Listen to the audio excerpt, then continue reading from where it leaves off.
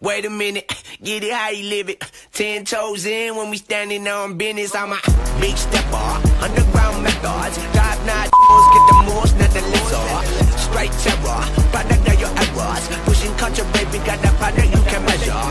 Trendsetter. I say, yeah, buddy, rolling like a big shot. Got cleaned up and I only serve a big guy. Fresh start time, fresh new mind. Free on the inside, free on the outside. Why you worry when you know that he gon' make a way? I done seen him make a blessing like 100 ways. Everybody got a time, a dog gon' have a day. Only running to the Lord, I never run away. Curving him, demons try to get me, but I'm swerving him. Circle him, target in my flesh, I had to murder him. Satan only come to steal your joy just like a burglar. Smirking him, I know he got it covered like a pergola. Yeah, buddy, rolling like a big shot. Got cleaned up and I only serve a big guy.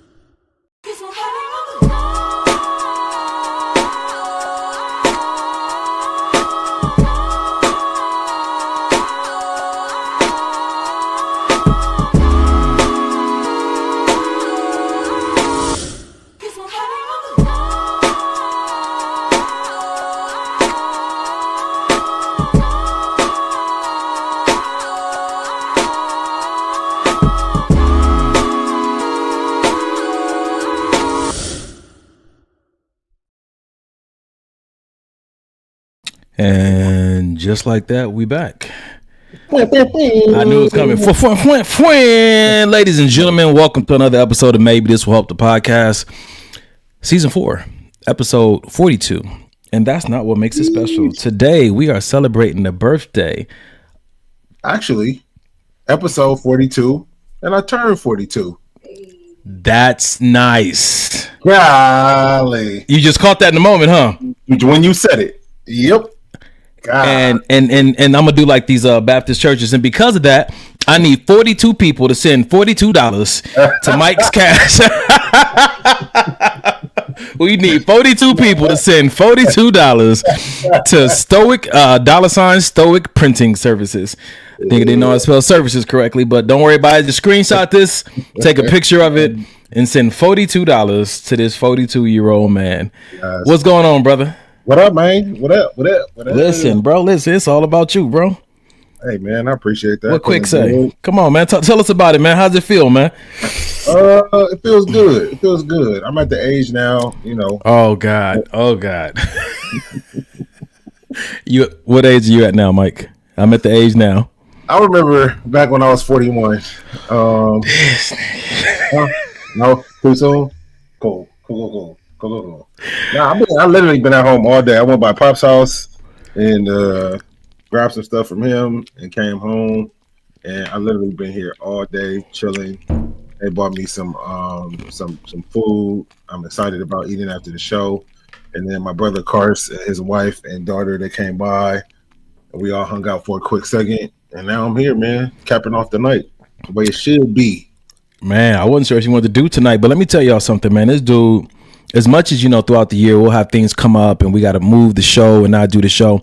I was asking Mike last week, like, do you want to do the show next week? And he's so inspired by how impactful this show has been in people's lives. And you could tell that as he gets older, he becomes less selfish. And this brother was like, man, I love what's happening with the show. I love what it's doing. He told us to be real, like we'll laugh and joke on the show a lot, but Mike's heart is deeply into this. It is. That's yeah, it is. I ain't gonna say it before you go ahead, tell him, bro. No, it really is. I feel like, you know, initially when you started, when we started the show, me and Kerry, it was his idea. And when we started, it was more like it was fun. You know what I mean?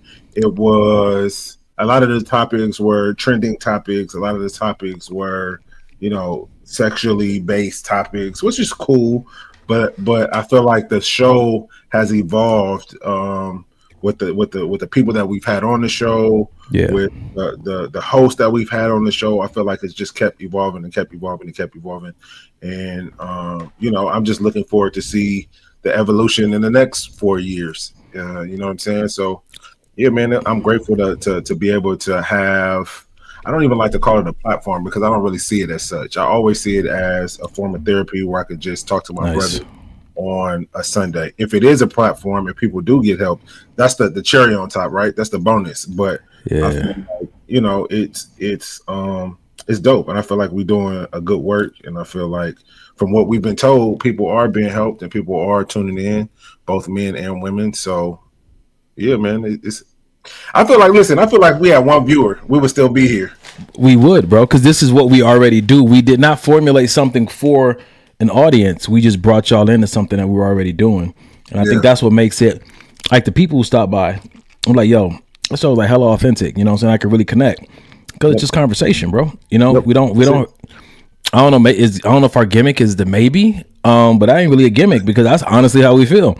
It is. Maybe this will help. Yep. Yeah, man. All right. Well, ladies and gentlemen, throughout the night, you're going to see me continue to throw up Mike's Cash App because I just love this dude and I just want to, you know, put some money behind all these initiatives. You know, he's half Jamaican, so he got like 14, 15 jobs. Wedding is coming up. Yeah. This brother, he just so many reasons to smile. His son is amazing. His wife to be is amazing. Yeah. He's amazing. Okay. And I don't know if you met his brother Donovan, but God, I mean, if that wasn't enough, listen, I'm gonna take him off camera because he gets so teary eyed when I talk about his brother Donovan. That it's a lot to consume. See, look at him, look right now. God blessed you with me, so you know you're doing all right in life, bro. You right. I take that. Man, we got some happy birthdays in the chat, man, from Carrie Webb, Sasha. Appreciate it. Sasha, we appreciate you too.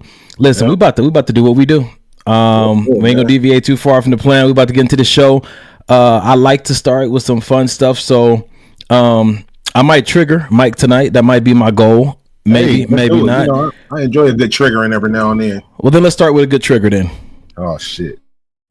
Yo, do y'all ever be looking at your man and you're just like, my man is so fine. My man is so fucking fine. God bless me with such a fine fucking man. And all of a sudden it's just like the crazy switch just fucking flips and shit. And you're just sitting there thinking, if I think he's fine, then other bitches gonna think he's fine. And if other bitches think he's fine, they're going to tell them that they think he's fucking fine. And he's going to start thinking he's fine. And if he thinks the other bitches that think he's fine is fucking fine as well, and tells the other bitches that think he's fine that he thinks that they're fine, now they're going to start fucking with each other. And he going to be fucking with some fine ass bitches and not me anymore. And now all of a sudden I got to fucking find my man so I can crawl inside his fucking skin and live there. So I can make a fucking perfume out of my pussy juice and spray it all over him so the bitches that think he's fine, because my fucking pheromones all over him. Stop playing with me. Now I'm over here checking this motherfucker's location. Why haven't you responded to me in the past 27 minutes? Is it because of the other fucking bitches? Ah! What am I gonna do? What am I gonna do? So you go and you get on your fucking Twitter finger, where are you? And then all of a sudden, bing! Hey baby, how's your day? Great, daddy. How's yours? I just wanted you guys to know that as much as this might have been a skit, this is real life. I've been there. Mike, have you been there? 1000%. So I'm going to show you this card real quick. Let me see if I can get it into focus. Can you see what that says? Super fine and super mine and all mine. So Janae got me this today for my birthday. Well, so yep. Why do you think it is people continually, I have an idea, but why do you think it is people continually go after like an aesthetic that they know is going to cause them anxiety? That they know they're not going to be able to emotionally handle anybody touching, singing, messaging. Why would you do that? I feel like people go after that because one, that is what they want, that is their type, and I feel like they think that I'll keep it under control. You know what I mean? And the risk of him seeing my crazy side is less than the risk of me not having them. So I'd rather have them and maybe show my crazy side if it gets to that. But yeah, if it gets to that, no, right. Have you ever been like that with anybody? Have I ever been like that? Yeah. That there was bro. You know me. I've been totally on the other side. Like I've never. I think my brother-in-law taught me this a while ago. Like I know who I chose and how they look. And if I see that, I'm pretty sure other people see it too. So why would I flip out for other people seeing what I see? Now, there's a line of respect that they shouldn't cross, disrespect they shouldn't cross. But at the same time, this all happened in her head. All of it, literally all of it. That was excessive. Like I've been. No, it wasn't. Huh? You said excessive as in what? Realistically excessive or? No, excessive of her to get to that point in like 5 seconds. Yeah. Like it and I have been in situations, and not even in like we weren't even together, but we were like dating. And it's like, well, I thought you said you was going to come over. Okay, I'm on my way. Yeah, but you said you're coming from home, and that only takes 10 minutes. Wow, 12 minutes. So is that love though? Is that just love? That's just no. It's not even a form of love. Not even a love obsession. What do you call it then? Because so this is the thing about it, man. I've had this conversation with my friend, and one of my ex-girlfriends was even this way. She told me, she changed her mind. She was like, I really want a man. I heard my homegirl say it one time. I want a man that's obsessed with me. Right. And then you say that because it sounds so romantic. Right. Yeah. And then once you start getting that and you're like, oh my God, yeah. But in a quick conversation and coming off the tongue, it sounds good coming out the heart. Like I want somebody that's obsessed with me. Until you get a good old fashioned run in with what obsessed really looks like. Yep. Okay, so I'm gonna read the definition of obsess. So obsess, to preoccupy or fill the mind of someone continually, intrusively, and to a troubling extent. No, that doesn't sound like anything to a troubling. I'm troubled. I think about you so much that I'm troubled. If you did not give that definition and we took a poll, or how many women or how many men want their partner to be obsessed with them, people are like, yo, that sounds like I want them to be so into me. Nah. So let's talk about it then. Yeah. Do you think that if you have, because this for me teeters on the conversation of a crush. Right. And so if you got like a hella crush on somebody, should you then temper your engagement with them? Because you know that if I get this person, I know I'm going to be obsessive. I'm going to have obsessive behavior. Because crush and obsess, are they related? Do they bleed into each other? Absent? I mean, because it's like I want to fall in love, and falling in love sometimes take you into places you never thought you'd be. So now you, that nigga, you know what I'm saying? To you the one with the butcher knife and the birthday cake. I feel like it also depends on how stable that person is just within their own self. You know what I mean? Like I feel like a lot of that tends to happen from people that are not I hate using the word stable, but stable on their own. Well, let's find an attribute, because one of my friends said, "Is this like possessiveness? Does a person being possessive make it easier for them to be obsessive when they get into a relationship, or like?"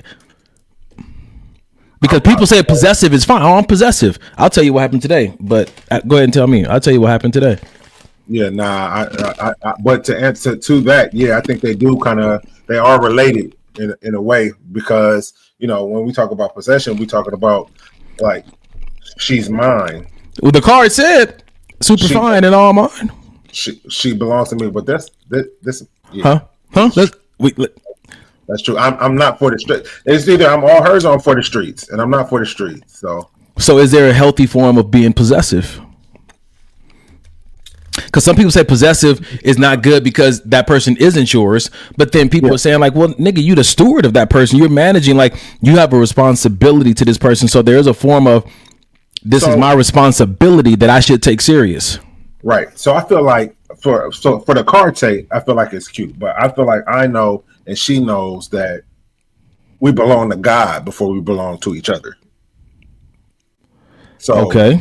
So basically, I before I submit to Janae, I'm gonna submit to God. Like she can tell me to do something that God tells me to do the opposite, and unfortunately for her, it's not gonna go her way, and vice versa.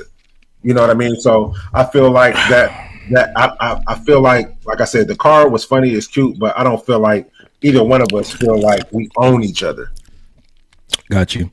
At all. And I think that sometimes you got to say those things, because you hear somebody saying, like the girl from what was that, Wedding Crashers, I find you, and he's like, oh nigga, you are a little crazy. Don't you play, I find you, you run from me, where are you?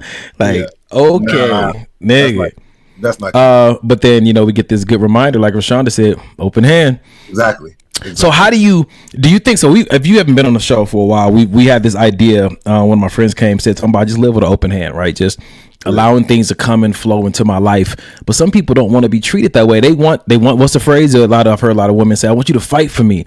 And so that is in contradiction to the open hand. Like if you flowing out, I'm gonna let you flow out. Fight for me. Show me that you love me, right? You know what I'm saying to you? So I'm wondering if living with the open hand, loving with an open hand, really gives you that dopamine hit that you're looking for. Because I think that a lot of us on a maybe ego level are really looking for someone to be obsessed with us. So it's funny that you just said that, because as you're speaking, it just came to me. I feel like if you're living with that open hand mentality, I feel like you get more of that dopamine and more of that feeling, because I know it's not you could be gone at any minute. So in this moment, I'm gonna love you as much as I can. I'm gonna try to create as many memories with you as possible, because I know it's with an open hand. You could be here today, going tomorrow. So if anything, I feel like loving that way, you get more of that feeling of, oh man, I missed you. I really want to be with you. You know what I mean? That kind of thing. Gratitude, will give you more of a hit. This is interesting though, because we can say this all in a sober-minded, logical conversation, right? But I think everybody has to do their own self-check. Is there anywhere inside of me where I want someone to be obsessed with me? I want someone that can't go a whole day without texting me. I want someone, that just makes me the center of their world. Ooh. So at one point for me, I feel like I did think like that, but I feel like these days, like I don't want to be the center of Janae's world. I would rather, and not to sound preachy, but it's the truth. I would rather God be the center of Janae's world, and I be a runner up. Like I don't even want to fill those shoes, because I can't. Because if I try to fill those shoes, you're going to depend on me for things that I can't do for you. Oh, that's good, man. So I'm listening to this, and it makes me think, like you always say, this is a conversation between the two people in a relationship. Like, how possessive do you want me to be when it comes to you? I'm leaning towards there may be a parameter, right? And this much possessiveness makes me feel loved. I think that this goes into the conversation of love languages, right? This much physical touch, this much affirmation, this much gifts makes me feel loved. And somebody else like, yo, that much that you gave your ex that made them feel loved, for me, makes me feel smothered. Yes. So I don't want that much, because that makes me feel like I'm not free here to move and go. Because like some people, let's share location so I always know where you are in case you need me or something happens. I got your back. Oh, he cares. Somebody else is like, yo, that's too much, bro. Like that's a lot. And it's not because they're sneaky. It's just yeah. And I think that this what Rashonda said is also within that conversation, the conversation that needs to be brought up. Like, where is this stemming from? Is it stemming from insecurity? Is it stemming from fear? Is it stemming from, well, this is what I did in my last relationship, so I want to do it in this one? So I'm thinking maybe it stems from a fear, insecurity, or maybe just culture. Maybe that's what they saw their parents do. Maybe they believe, oh, this is how it's supposed to be. Like, you know what I'm saying to you? So for instance, in a previous relationship, when I showed up to a function or whatnot, in the culture that she came from, her Thea and her grandma was like, this man been in the door 5 minutes and you ain't made him a plate yet. Yeah. That's not too much. That's standard, right? You know what I'm saying to you? If a man comes from that, he'll start to think you don't love him. If you either don't make him a plate immediately, or he got to make his own plate. Yeah. You know what I'm saying? And some guys would be like, no, baby, don't trip like that. That's too much. Like, I can make my own food. You know what I'm saying? Because he maybe grew up with a mother that was a little overbearing, that always tried to feed him, and he was 16 years old. Like, so it's interesting. So there's this idea of obsessive and possessive. Sound like it might need to be a conversation between the two people. Yeah, definitely. So check this out. Possessiveness refers to an intense desire to own, control, or dominate something or someone. It is often rooted in fear, insecurity, or a need for validation. While it can appear in various contexts, such as relationships, friendships, or marital possession, it tends to reflect an imbalance in order, an imbalance in trust, or a lack of healthy boundaries. You think it's rooted in some control? Yeah, possession. Yeah, I definitely do. Because why do I want to own you? Like, you know, I can buy something out of the store and it be mine and I own that. Like, are you a thing or are you a person, a human being, a gift? You know what I mean? Man, look at this right here. Even like Rashonda, like, yeah, I ain't sharing my location. That's a bit much for me. Not even in marriage. Like, you know what I'm saying? Because sometimes friends do that. You know what I'm saying? Me and my mom, our locations are on 24/7, right? Yeah. I have a responsibility to make sure she's good. I remember one time she had gotten into a car accident. I think it was last year. And I guess she butt down me by accident. And I couldn't hear what she was saying exactly. And all I could hear something about it is like police or something.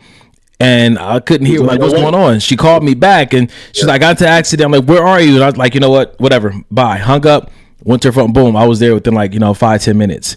You know what I'm saying to you? And like, but if she forget to text me, did you make it home safe? Right. You know what I'm saying? She knows where I'm at. You know what I'm saying to you? So she's like, I was going to stop by your house, but I saw you still at the gym. So I just went ahead and I kept going. Yeah. Like, now let me ask you this. Even with that, as he's a good son and, you know, he's a protective son and maybe possibly a protective partner. Could that be seen as being rooted in fear? As in on the other side, oh, I'm scared something might happen and I may not be able to get a hold of her. At least I have this location to see. So talk to me then about the idea of fear. Yeah. Versus the idea of accountability and responsibility to steward something well. Is it fear and worry that you want to make sure that when you're needed, you're available? Or what else would you call that? I guess I would have to pose another question. I guess the question I would have to pose is, if you didn't have, because sharing locations, all of this is fairly new when we look at it from a broad stance. Yeah. Fairly new. So when we didn't have that, it was a simple phone call. Hey, are you good? It's been, you told me you're going right home. It's been like an hour and a half. I know it only takes 20 minutes just checking on you. So that's the same thing you said at the beginning of the show when you told the girl you coming to her house and she's like, I know it's only 10 minutes away. Hey. That's my yeah. So but I'm saying though, like new technology, new conveniences. Do you think that there may be overshadowing maybe some insecurities and we're hiding behind that? I do. I definitely do. Like for instance, I've gotten well, why am I not in your, on Instagram when you have the green, that's for like your group of like special people that can see your stories. So, well, why don't get to see your green stories? And what? Well, Hey. it's just getting, I honestly do feel like technology has made things easier for people to soothe their own insecurities. Are you like into me? Do you love me, or are you just like a hyper anxious person? Right. Yeah, is this you being make about me for me to? How many posts are you going to make about me for me to feel like you want me? Well, what if that's not how I do things? What if I told you I did, and I treat you like I do? So that should be enough. Yeah. So Dulce, what up, lady? She said, but for real, how do women deal with those insecurities, those issues? Because the core root is insecurity. So what would you say to someone who's struggling with just like, yo, I need to know where this nigga is all the time because I love him and I don't want anything to happen to him. And if I see some women, trying to approach him, I need to step in because I know what they want. What would you say? Not to sound. Uh-oh. No, but I would say therapy. I would legit say therapy. I would say if you know or if you have realized in the past that this has been an issue for the men that you've been interested in, maybe you should do some work on getting to the root issue of whatever that problem may be. Because a lot of times that we could just call it, oh, I'm just insecure. But once you dig that thing out, the root is probably a little bit deeper than I'm just insecure. So, or I just miss him, or I'm just worried about him. It may be a lot deeper than that. I like that. I would say have a conversation with your partner before you go to therapy and say, hey, I think that the first thing you could do is recognize that maybe sit with the idea that everybody has a worry, a fear, or insecurity. Sit with that so you can normalize it, even if it's not true. Just sit with like, okay, everybody's struggling with something, right? We don't know that, but we say that to make ourselves feel better. It's like, okay, so if I sit and tell my partner that, yo, I'm worried about you going to that gym in particular, because I know it's a lot of men who work out there who look better than me, and to be honest with you, I'm worried about losing you to someone who aesthetically looks better than me. I know that doesn't really make a lot of sense because you've told me you loved me and we've built a life together and we have a kid, but you know what I'm saying, I've been seeing things online and I see how girls step out, and you know what I'm saying, I know that you wouldn't do that, but somewhere in my heart I don't know how much I fully know it. So already I'm hearing contrasting things come out of somebody, out of the same person's mouth. For sure. You're telling me I know, which means you have a strong belief, or emphatically that I would not step out on you. But to me, once you use that word "but" afterwards, that totally negates whatever you just said. And that's why in these conversations, when you're being vulnerable with somebody, in essence, all you're doing is showing them the contradictions that you live with within yourself. Yeah, like I know it's a contradiction. I just want to talk to somebody about it, so pointing it out in that moment, it probably cause them to close back up. Relating to them and being like, yeah, I feel you. I have some contradictions as well. Right. And then with that, asking some more open-ended questions instead of accusing them of, now you're contradicting yourself and see, you don't know what you want. And ask some more questions, because you'll go for it. I gave you one side of it. How would you respond if your lady responded to you like that? Like, yo. Well, going back to the social media, I would probably ease into it like, so what kind of stuff have you seen on social media that would kind of make you think that, that could, I could be involved in something like that?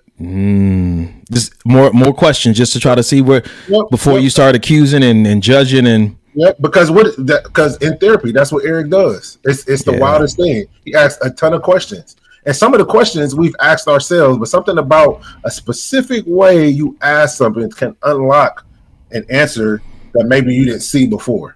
Yep. And stay and this is what I always say, instead of being judgmental, stay curious. Yeah. Instead of taking it personal, take an interest.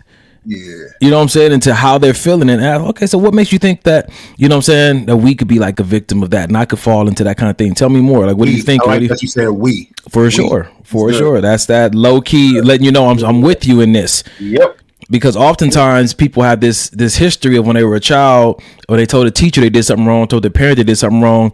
It was you, and you immediately were isolated as this individual with no support system. Yeah, man. Yeah. I like that. So check this out. Shiloh said, my instinct is always for my guy to know where I am because I like to feel protected, but I never think of knowing where he is. As a man, would you take that as me not caring enough about you? That's a great question. I don't need your location. You good? Well, wait a minute. I got two sides of this. I got two sides of this because for me, for instance, if Jay said, hey, I want to share my location with you from now on, because for Sheila Smith's reasons, you know, I like to feel protected. Yada yada.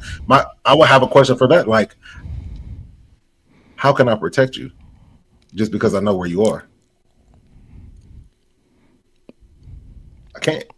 There's nothing I can do to protect you, because if you can call, if I know your location, say we're on the phone, you get into an accident, or I hear some commotion, it sounds like you're in trouble. Most I could do is call the police. That's the if I'm at home and she's downtown or something like that, it's not. But that could be a lot though. What if there's nobody there to call the police for? It could. People's biggest fear is getting into a situation and not having any support. Yeah. I get so that. It could be a phone call. It could, even if you can't imagine you knowing it and it takes you half an hour to get there versus you knowing it versus you not knowing it and find out 3 days later when they finally find out who emergency contact is. I get it. People just don't want to be alone in those situations. I get it.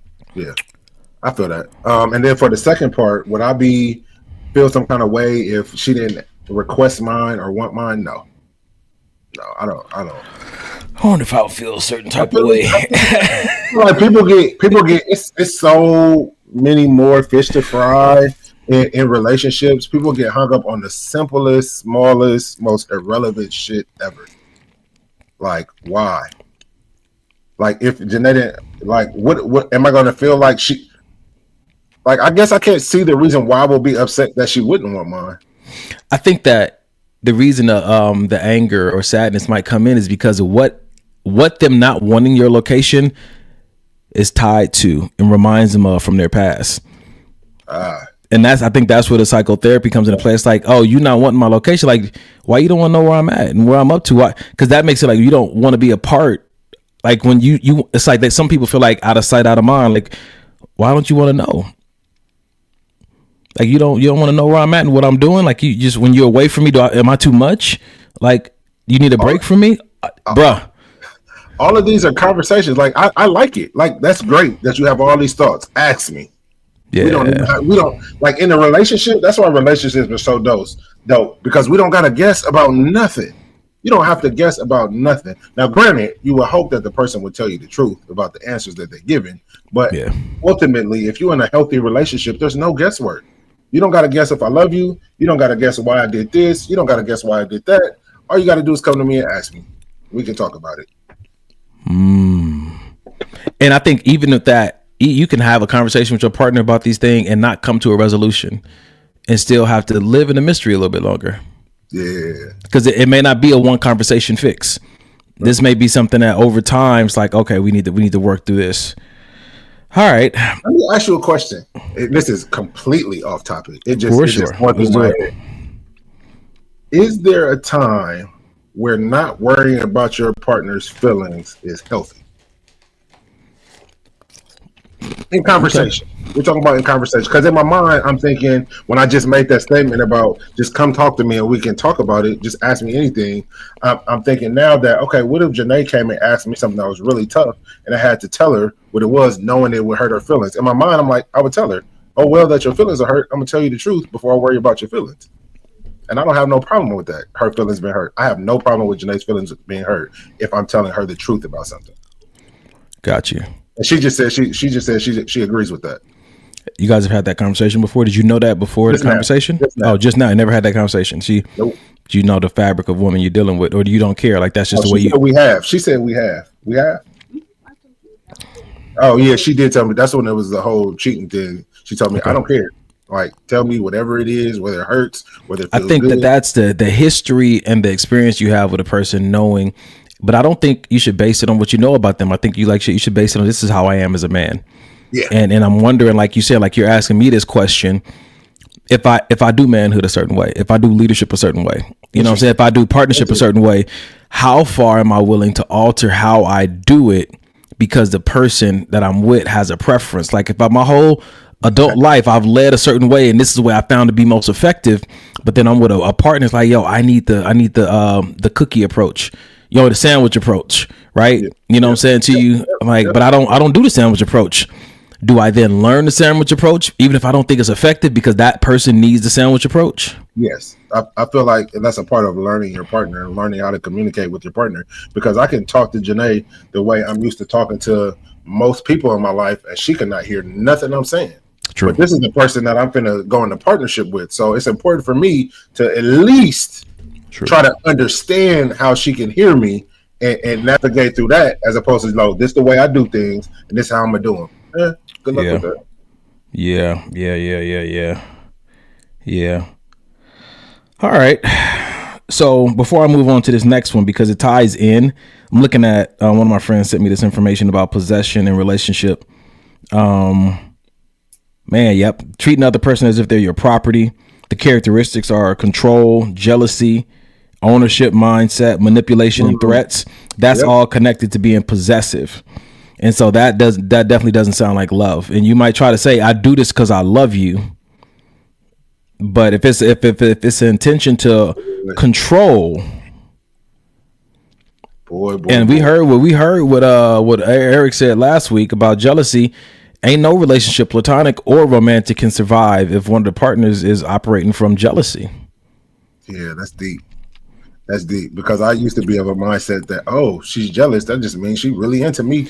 That's what I'm saying. Like you want somebody, especially if you've been in a relationship where maybe someone stepped out, or you've been in a relationship where you didn't get like the attention that you wanted. And I've said this before. Sometimes we walk into our next dating experience hyper focused on the one thing that we didn't get from our last encounter, and we want the most of that, even to an unhealthy amount, because psychologically we want it for today and for yesterday and for last month that I missed out on. So, we're looking for reparations in our new relationship for what happened in our past relationship. And it's like, I need all that. I need all that attention, all that love. Like, your last girl didn't cook for you. I need 4 meals a week. Like, that's a lot. Like, I still have my own life, but this is interesting, man, because I think it's good to say, because it reminds me of like the idea of love bombing.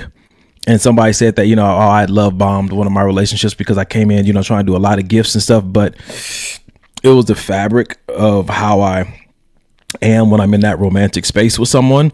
And so other people saw like, yo, this is problematic.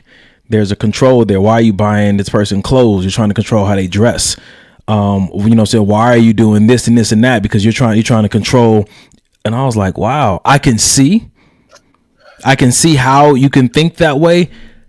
And my mind like, but you got to know my heart. It's like, but nigga, you knew. So they don't know your heart. They know your behavior. And I'm like, so what are you comparing it to? Well, you know what I'm saying? What I've seen on social media, like what I learned in culture. And it's almost like, dang. So if it goes back to like, I was talking to one of my friends. If a guy comes in not confusing you about what he wants, he's very clear, like, yo, it's you I want a man that don't leave me wondering. He comes in, he's telling you all these things, and it becomes so direct. Now you're nervous, but you wanted someone that didn't bring you confusion, that brought clarity. Like, I'm into you. Like, it's the third date. Like, I want to be exclusive with you. I'm thinking about marriage. You're like, well, hold on. Like, this seems a little too much. Like, do you want direct? Do you want clarity, or did it just sound good?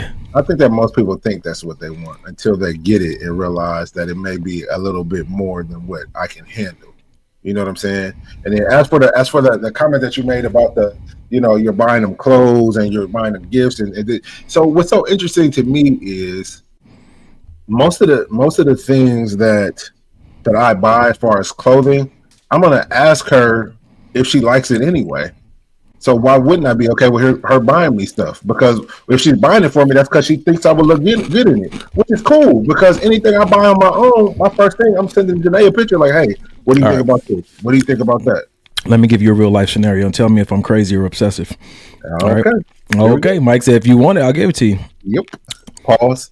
All right, so yeah, first date. I took this girl on first date to this restaurant she had been wanting to go to. We're talking about, and I was like, cool first date. Let's just do it. Boom. After the first date, we were talking on the phone. I asked her for her shoe size because I was about to buy a pair of shoes. I wanted to buy her the same shoes. I said, so we can dress alike on our second date. Thought that was too much. She had a serious problem with it. Talked to one of her best friends about it. Her best friend was like, girl, you tripping. And she was like, nah, something about that just doesn't feel right. Like, it's just the second date. But the way I'm wired, like, you know, the way I'm wired that I'm working on, like, if I see a girl that's attractive, and I'm just going to be vulnerable on this show, man. If I see a girl that's attractive and I don't really find people attractive like that. I think people are cute, sexy, but attractive meaning like I'm drawn to her. Yep. In my, this is something I don't know if I need to work on or not, but in my mind, I'll start being faithful to her right then. I'll start being faithful to the idea of us being together right there in the moment. Yep. So what is the question, Donovan? Oh, sorry. The shoe thing. Was I out of line for that? Second date, shoes match. Okay. All right. Let's move on. because and it's not right. So what's wrong is not the fact that you wanted to or had the idea to. What's wrong is that you didn't, like, was this explained to her? Like, hey, I'm thinking about doing this. Hey, I'm the type of guy that yada yada to displace any type of this nigga's a weirdo type of vibes. No, not at all. Yeah. Well, that's the only thing that, to me, that's the only thing that was wrong is the lack of communication. But wanting to do it, was that wrong? No, not at all. Not at all. So it's the same as if you guys would have went out on a date and I take you out and I spend this money on you, it's the same cost as a nice pair of shoes. So what's the difference? In my mind, yeah, and it goes back to communication. But it's the weirdest thing, Mike. It's the weirdest thing that sometimes I'll talk to my female friends, right? Or there'll be girls who are interested in me that I'm not interested in them, right? And we have these certain conversations about, oh, this would be so sweet. Now I find somebody that I'm finally interested in, and I do the sweet thing that other people thought was sweet, and that person like, that's creepy. Yeah. You know what I'm saying? You're like, well, damn, I thought that I got, you know what I'm saying, information from your kind that put me on game. Like, yo, do that. You know what I'm saying? It was like, no, that was a no go. Because I've learned that even though, you know, women are women, they're all so very different. So very different. Well, see, listen, then my friend said, she said, nigga, find someone who likes that, right? What's that? But the thing about it is that it's very rare that I find someone that I like. You know what I'm saying to you? So when I do find someone I like, I'm just trying to pull out all these things that I think are sweet. Because I remember one girl I was dating, she's like, I love surprises, but like, don't surprise me like this, because then that makes me feel sometimes like, do you want the surprises or not? Like, what are we doing, bro? Like, golly. Walking me through what to do. yeah. If you want. And so what I realized is that I think, like, when my friend just texted me, find somebody who likes that. Where I'm at now, because me and Mike have been talking about me getting back into dating, checking out my picker. So where I'm at now is like, one, I have a way that I want to enjoy dating. Hold that line. I was way too accommodating to make any adjustments to make sure she got the experience she wanted, even if I didn't enjoy it. If I want to enjoy life with someone, I need to be able to enjoy dating with someone. If I want to do this on a date and that's not what they're into, then right then I should start to look at this and have certain conversations. Oh, you're not into that today? Or that's not something you're not into in general? Oh, yes. You know what I'm saying to you? You know what I'm saying to you? So, and one of my friends, I'm gonna give you another real life situation, right? So I was at this store the other day, right? Working with somebody I worked with before, and you know, just talking and vibing, and we got in this conversation about my age. And I was like, yo, I'm 44. They were like, okay. I was like, you want to say damn, like Kevin Hart? I was like, you held it back, didn't you? She was like, okay. I was like, you was trying to hold that back. And after that, she said, well, you're in my dating range. Oh. I didn't realize after the fact that I asked one of my female friends, like, she was shooting her shot right there. She's 28. She said my dating range 35 to 44. And I was like, oh. No, excuse me, 35 to 50. 35 to 50 is her dating range. Because, you know, just her interaction with guys her age. And I was like, yeah.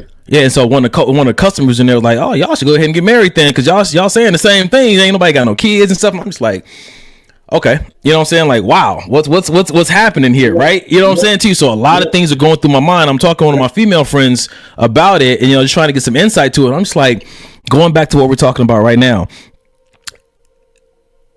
I said next time I see her, I'm gonna get in her face and say, "Tell me how attracted to me you are."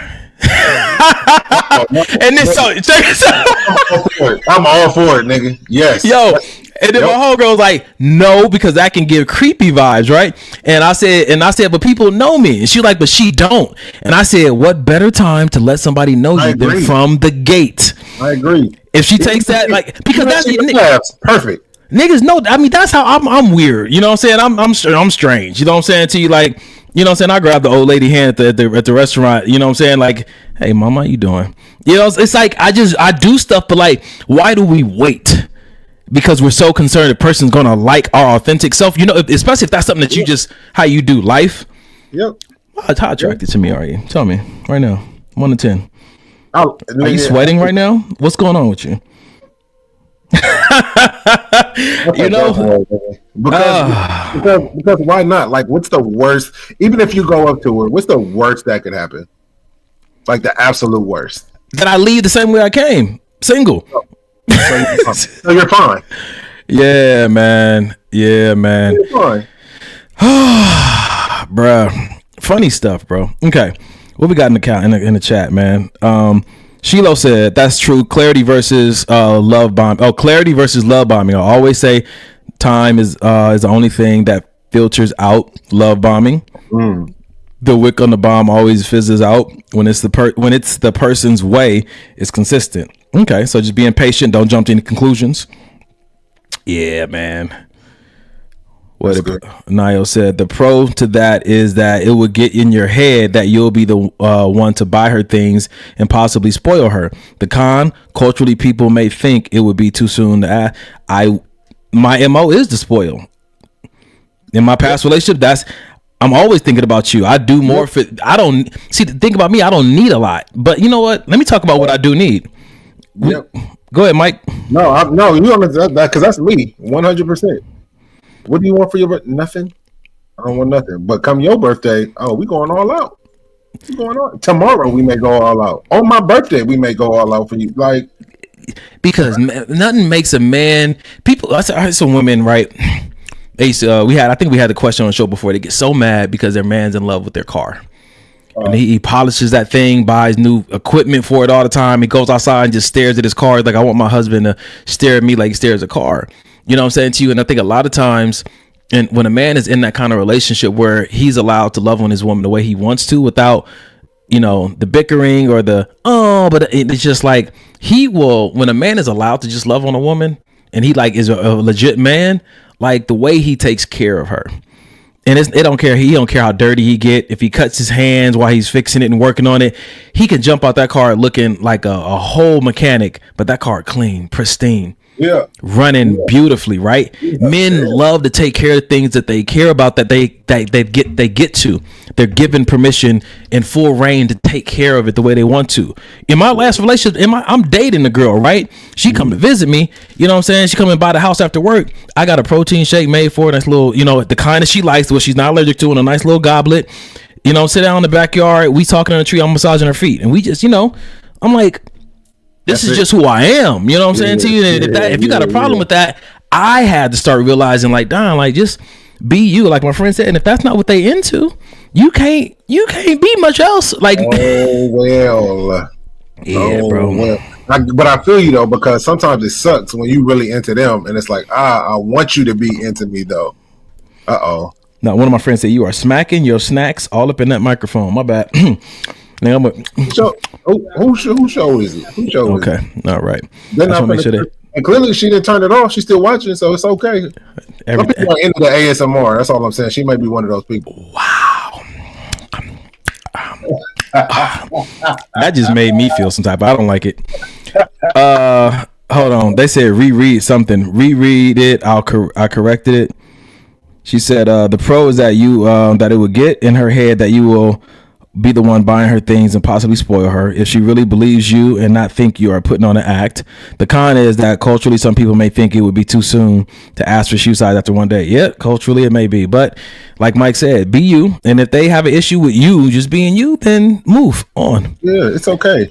It's okay. So I got something for you, Mike. This one right here, and this thing right here. We about to get aggressive. You ready? All right. Yep. That require like rings immediately. It's just like, you know, I might have the same requirement, but I understand it's not immediate with it. You know? A nigga his size comes up to you and grabs and squeezes your ass. Am I supposed to let him just do that and say, no, beat him up, bitch? You should protect me, because why is he touching me in the first place? Right, exactly. So the fact that I matter is I'm supposed to put my life on the line for you because this big ass nigga done goddamn grabbed your ass. You won't shut up for me? Hold on. Gotcha. Don't flip that. Yeah, girl, man, die for me. I won't shut up for you. Girl, man, hey, I want you to get jumped by 5 big niggas. But don't ask me to get you a fucking sandwich. Girl, man, that's the bullshit we talking about, man. You want me day one to protect and provide for you at a high level as a man should. You don't want to be my peace and pleasure the way a woman should day one. I gotta do something. Oh, well, conditionally, if he's the one for me, I'll shut up if he, no, bitch. I mean, bitch, I'm talking about bitches on the home. The fact of the matter is, the moment that a man is willing to protect and provide for you, you should be willing to give him peace and pleasure. It's an equal thing. Goddamn same time, nigga, we don't trust y'all hoes either. The moment that I get to the point where I can be able to provide and put my life on the line for you, you should respect me enough to give me some damn peace. If I give you protection and provision, I just need peace and pleasure.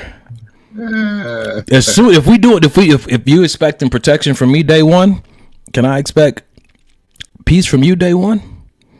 If you expecting provisions from me day one, can I expect some kind of pleasure from you? I ain't even saying sex, but just some kind of pleasure. Like, I hate that it's there, that we going nit for that. But like you said, I don't trust you either. You is as much a stranger to me as I am to you, but you come in with these expectations and I should show up with none. I don't want to play that game.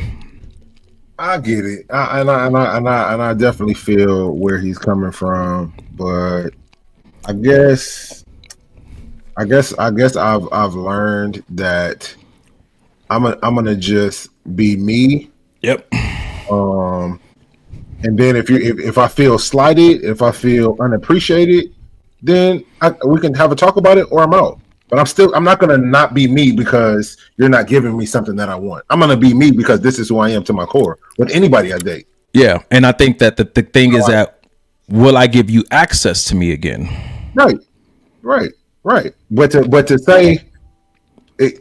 Yeah, I just can't do the tit for tat. It's way too much work. It's too much, because at the end of the day, I want to be able to be myself. And you are able to. You know what I'm saying to you? Yeah. I want to be able to be myself, absent challenge and pushback, to be somebody else. Like, you have all the attributes of a man that I could love. I just want you to change this, and this. And I used to be like, okay, I could probably roll with that. Yeah, assimilate like a motherfucker. No. Yeah. No. Unless there's some things about myself that I know that I should probably change too. Not just for you, but for anybody I get into a relationship. I should probably handle these. You know what I mean? If that's the case, then yeah, I'll change those things or work on those things, or more than likely already have been working on those things. But if it's just things to tailor myself to what you want, we can talk about it. Yeah. We can definitely talk about it. Because it's certain things. What's crazy though, D, it's certain things that I'm going to learn about Janae that is going to make me want to tailor myself. Yeah. Just because. Yeah. So you may not even need to say anything. Just let's learn about each other, and you never know. A month, 2 months from now, what you thought you needed to talk to me about is already changed. I like it, man. I think that as I'm, embarking on this new idea, dating and getting back out there, what's resonated with me is the fruit that has been born from the therapy with Eric about advocating for myself, and then Mike just reminding me that you're already enough. Yeah. What? For not even just one person. There's a group of type of person that is into you, right? But you keep choosing people that you're into that ain't really into you. Yeah. I'm not gonna say keep. I've done it a couple of times, right? Yeah. And so I want to course correct that in the future, right? We talked about, does she have that spark, right? So before I move into the next video, this is kind of what I'm thinking about, Mike. This is right here. I'll give you all my time. We're going all night. You can be selfish, if she isn't this geek to be your wife and to marry you, then abort mission. Look at this, man. I'll give you all my time. We're going all night. You can be selfish, you know. So what's crazy is she not even geek. She got a pee. Okay. She was getting dressed. She didn't have time to go to the bathroom before the wedding started. They had to rush her down the aisle, and now she's like, I gotta pee. Whatever, you don't get it. Anyway, ladies and gentlemen, I just want to take a pause for a moment. If you would like to fund Mike getting therapy, you can cash app him at Stoic Printing Services. This is Mike's cash app. It's his birthday. What better gift than mental health for this nigga for his birthday? Please screenshot this. Donate $1 to Save Jay, because this nigga, God, Lee, this nigga ruined a wet dream. Can we listen? So here's the thing. I wouldn't go as far as to say abort mission, because everybody doesn't show their happiness, their joy, their giddiness the same way. I want that. So let's talk about that. Let me tell you why I felt yourself up for failure. Cool. We all are, because you can't guarantee it. Everybody's gonna fail at some point. Are you gonna have fun on the way? Shit, you know, like that's just... My thing is, are you gonna get to the altar and she's not doing that and then call it off? So let me tell you. Oh shit. Let me tell you. What altar you been to and called it off? Let me find out you didn't call off 3 weddings, nigga. So okay. I haven't. I didn't, Mike. I have not. Let me tell you. So when I was watching this video, conviction set in, because there were girls who responded to that way about me in the interest phase that wanted to date me, and I didn't value that type of energy. I chose other people, and I'm looking back on it like, Nick, like I don't think I understood what was more important back then, and I'm seeing like this level of excitement, and then I'm seeing this other person that I did chose, and they're just worried and concerned and on the fence about everything. You're like, damn, like, why aren't you not excited, Nick? Because there's a possibility that person's really just not into you, and you never took time to find out if they were. Right. But this person, it was obvious, and the reason I say I want that, because I'm not saying it's for everybody, but that speaks to me. Are you going to be like that with her? Are you going to be jumping up and down and shimmying? And I'm gonna be just like you at your wedding. I'm gonna be just like you when you talk to me about Mary and Jay and how you get all. You're gonna be a mess. Yes. Every time you ain't even at the wedding yet. Every time you talk about it, and I just nigga, I and this woman, man, I don't even know if she real, man. I'm gonna get to the ceremony and the UFO gonna come take her away, and she gonna turn into a unicorn. I'm gonna be like, I knew something wasn't right. Every time you talk about marrying this woman, something, you know, your nervous system. That was between me and you. That was between me and you. All right, nigga, you marrying the alien. I know. And so I think that should be mutual. And some people probably looking at him like he wasn't, you know, saying that excited. But I know maybe he showed it in a way that she wanted to see it. But I'm not saying it has to be reciprocated. But I just love that energy, man. And I've felt it before from certain people. And I'm like, Don, why didn't you just? As long as it's real, though. Yeah. Because anybody can get up there and do that, but is it real? Is it coming from your soul, your bones? Well, yeah. I mean, so it's not just the behavior. I actually also need to be into you for other reasons. It can't just show up with a whole bunch of excitement and no teeth. Like I need to.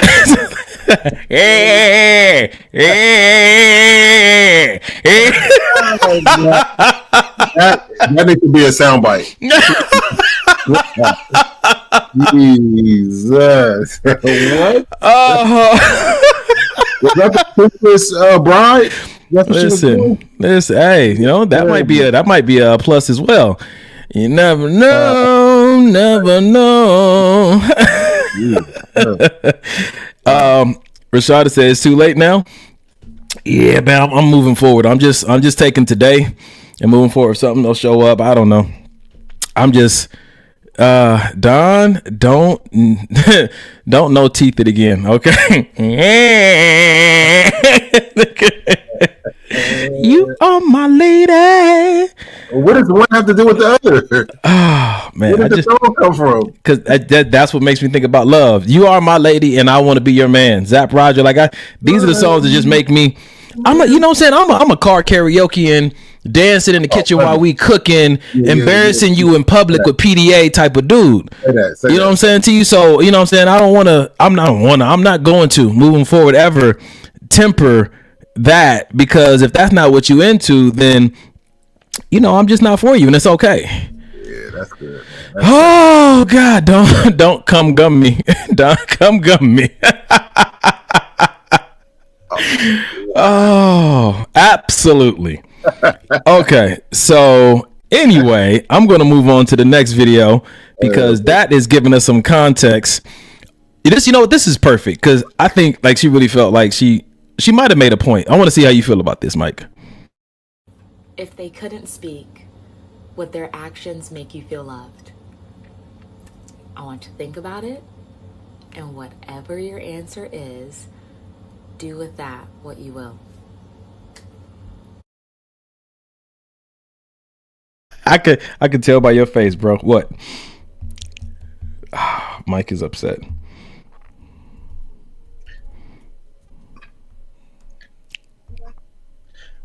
I like it. There's nothing wrong with it, but I just feel like people think that the things that they say are like super deep. Like, to me, that's like a basic question like you should ask yourself in a relationship. Like, we shouldn't be a year in and you haven't actually, we shouldn't be 6 months in and you haven't already asked yourself like that question, in my personal opinion. I know some people don't, because some people it's not anything that really crosses their mind. For me, I feel like that's important. What is? To ask yourself that question and have that answer, because I need to know how to move. Like, okay. If they couldn't talk, so what about people whose love language is words of affirmation?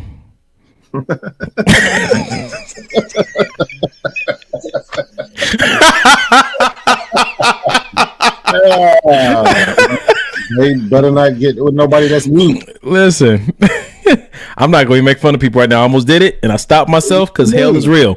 No, it is. But I'm just saying, if your love language is acts of service and you don't have no arms and no legs, then you may need to pick somebody else.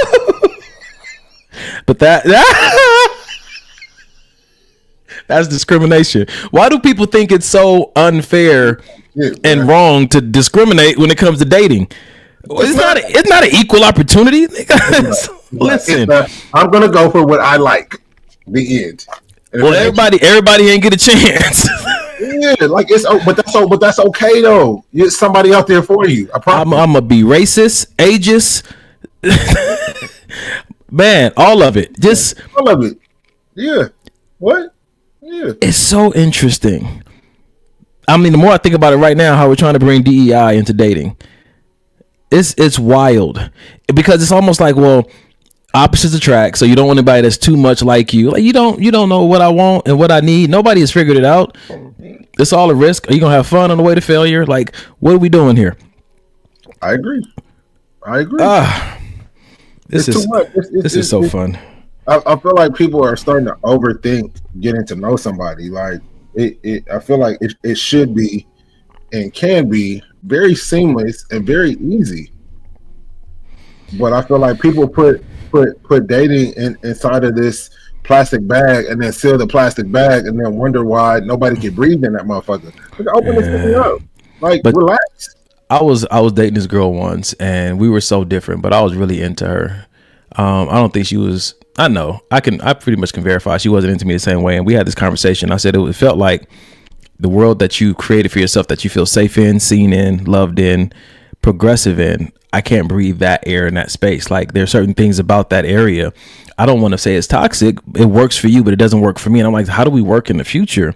Because it's almost like, I think one of my friends, I have never seen the movie Little Mermaid, but they were saying that it's almost resembling that movie. She was a, water dweller or whatever. She fell in love with somebody who lives on the land, and atmosphere was an issue. I guess that's how the movie goes. I don't know. But anyway, that's kind of what I pulled from it. And so it made me think, like, sometimes you can be into someone, but they require a certain environment that doesn't nurture you. it's not oxygen enough for you, and you're like, oh man, like who moves? Do you come here or do I go there? Or is there a middle space for us to exist in? Because you, especially as you're 40 years old now, so you created a life that really does work for you, and you find somebody who requires a very different life.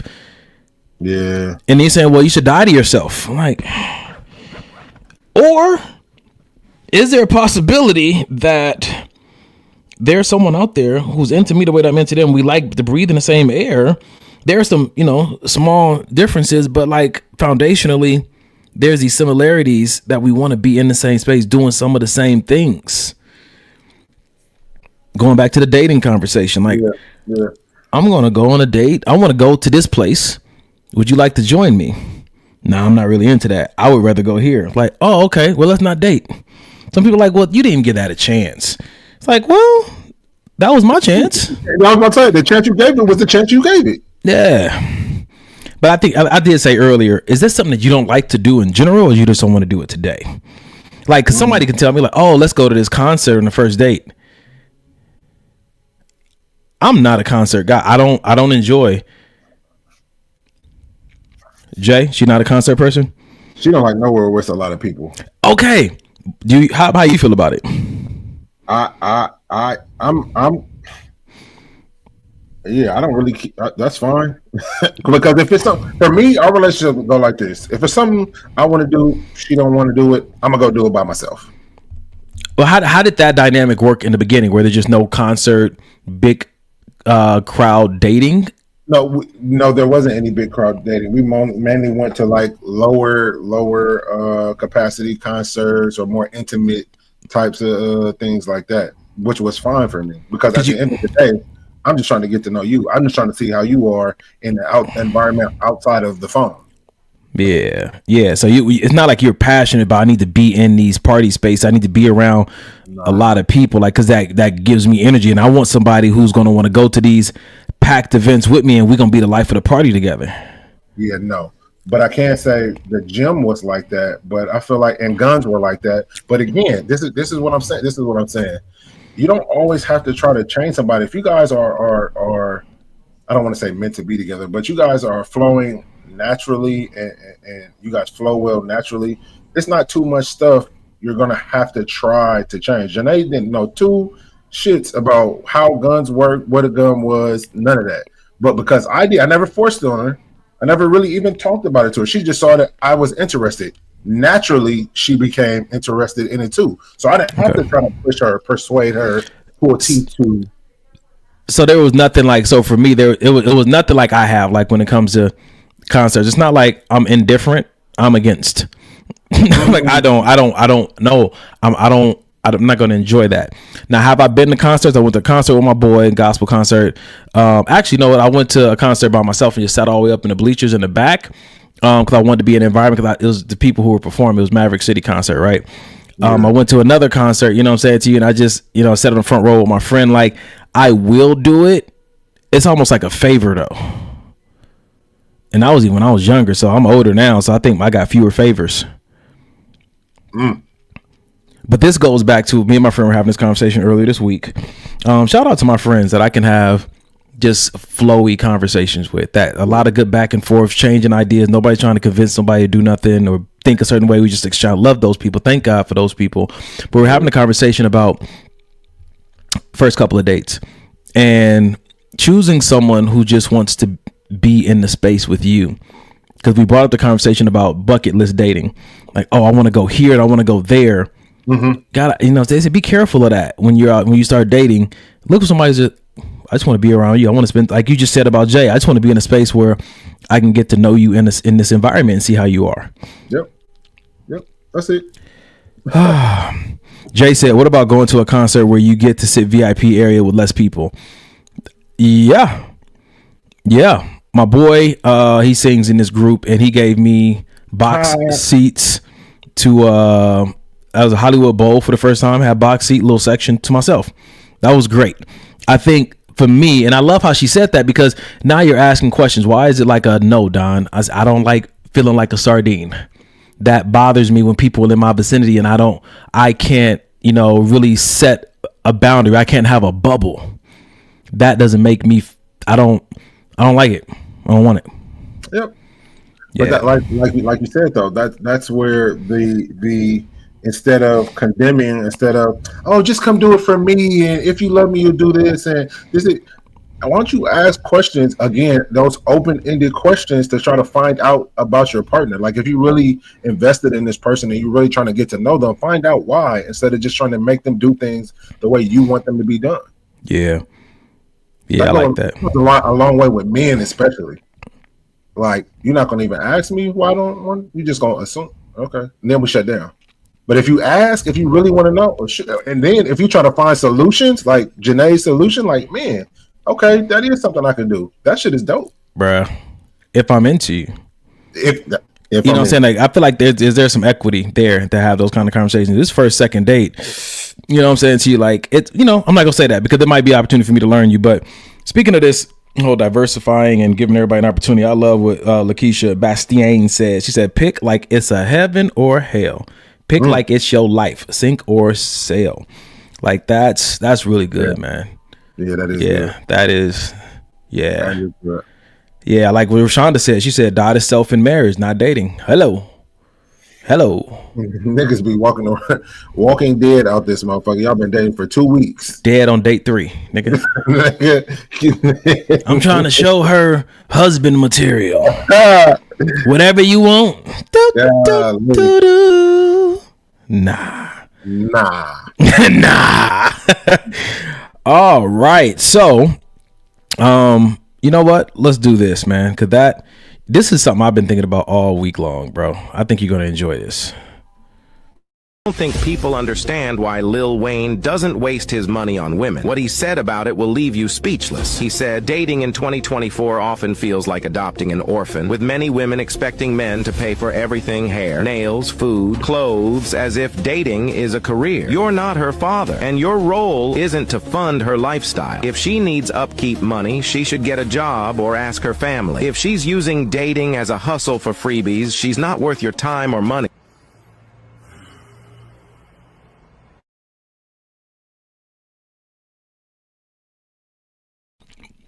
Are we dating or just an adoption? That's so funny. That's so funny. Because I mean, I feel like I've said this like 3 times already. So for the sake of me doing it already, I'm gonna do it again. Do it again. If you are with somebody that you naturally flow with and that you feel that you're meant to be with, you won't have to, like, the woman's not gonna have to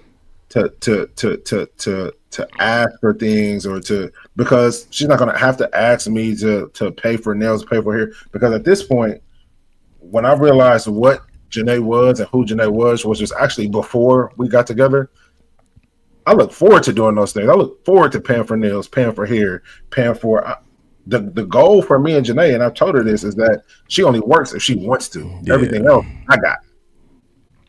But that don't come with everybody. If Janae would have came into this relationship expecting these things, my views would change. If she would have even asked me for these things, my views may be skewed a little bit. But because she's like, "Oh, I got it. You don't have to do it," that makes me want to do it even more. If you feel the need to impress somebody, there's a good chance that you didn't pick someone that you thought was interested in you. Yes. If you feel like you need to impress someone, that might be evidence that you didn't pick someone who had an interest in you. You're trying to do things to make them interested instead of just choosing someone that's already interested, and there's no need to try to impress them. Yep. I'm thinking. Is that, am I on to something? Yes. 1,000%. That was really good. If I ain't speaking to nobody else, I'm speaking to myself. Hello. You right on it with that one. Gee whiz.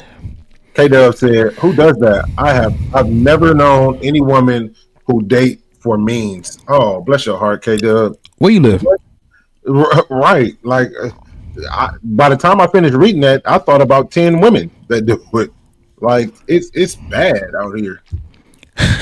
Did you say? She said, "Rashonda said Lil Wayne is ugly. He should be glad someone wants him." Yeah. Let me tell you, if you seen Lil Wayne's baby mamas, yeah, they're lookers. They're lookers. I'll say they are. There are some beautiful women. They are not attractive for sure. They're easy on the eyes, as the old folks will say. Come on, Jay. Jay gonna tell the truth. 80% of women date for money these days. Jay, what was that phrase that you said you and your friend had? I think it was you in 2020.